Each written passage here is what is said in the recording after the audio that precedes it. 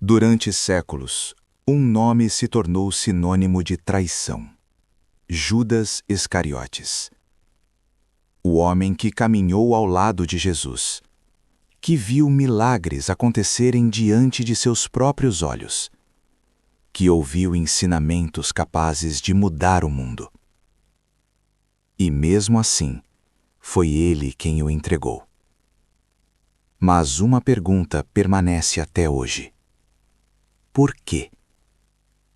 Por que um dos 12 discípulos escolheria trair aquele que dizia ser o Messias? Esta é a história de Judas, o homem cuja decisão mudou o curso da história. Judas não era um estranho.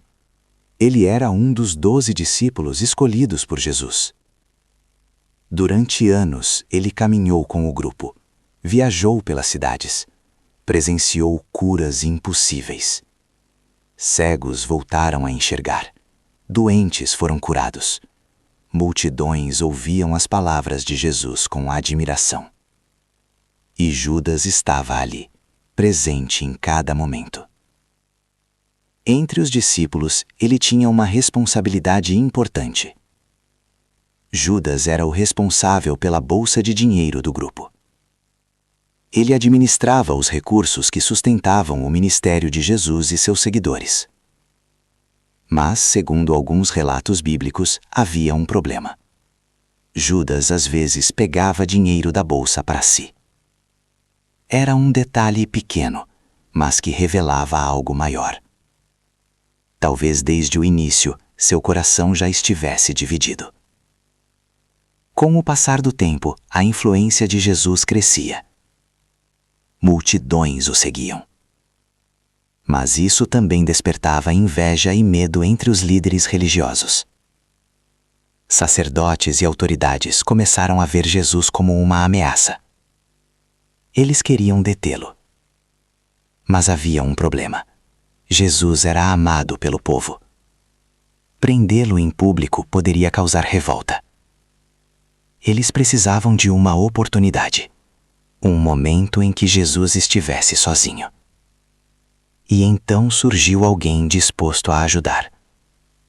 Judas. Em segredo, Judas foi até os líderes religiosos. Ali, fez uma pergunta simples, mas que mudaria tudo. Quanto vocês me darão para que eu o entregue? A resposta foi rápida: 30 moedas de prata. O preço de um escravo na época. A partir daquele momento, Judas começou a procurar a oportunidade perfeita para trair Jesus. Na noite antes de sua prisão, Jesus se reuniu com seus discípulos para uma refeição. O momento que ficaria conhecido como a última ceia. Durante a refeição, Jesus disse algo que deixou todos em silêncio: um de vocês irá me trair. Os discípulos ficaram confusos. Um por um começaram a perguntar: sou eu, Senhor? Entre eles estava Judas, mas Jesus já sabia.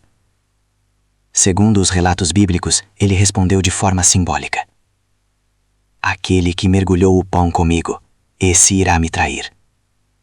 Era Judas. Mesmo assim, ninguém entendeu completamente naquele momento. Mais tarde naquela noite, Jesus foi até um lugar chamado Jardim do Getsemane. Ali ele orava. Enquanto isso, Judas se aproximava, acompanhado de soldados e guardas do templo. Mas havia um problema. No escuro da noite, os soldados poderiam não reconhecer Jesus. Então Judas combinou um sinal: eu darei um beijo naquele que vocês devem prender. Quando chegaram ao jardim, Judas caminhou até Jesus e o cumprimentou com um beijo. Foi o sinal. Os soldados avançaram e prenderam Jesus. Naquele instante, a traição estava completa. Depois que Jesus foi condenado, algo mudou dentro de Judas.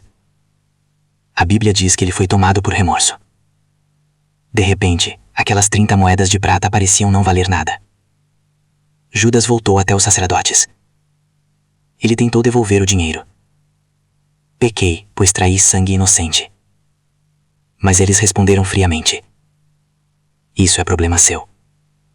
Desesperado, jogou as moedas no templo. E saiu dali. Pouco tempo depois, ele tiraria a própria vida. Até hoje a história de Judas levanta perguntas difíceis. Ele era apenas um traidor? Ou fazia parte de algo maior que precisava acontecer? Alguns veem Judas como um vilão. Outros como uma figura trágica, alguém que fez uma escolha irreversível. O que é certo é que seu nome atravessou os séculos e se tornou um dos mais lembrados da história. Não por seus feitos, mas por sua traição.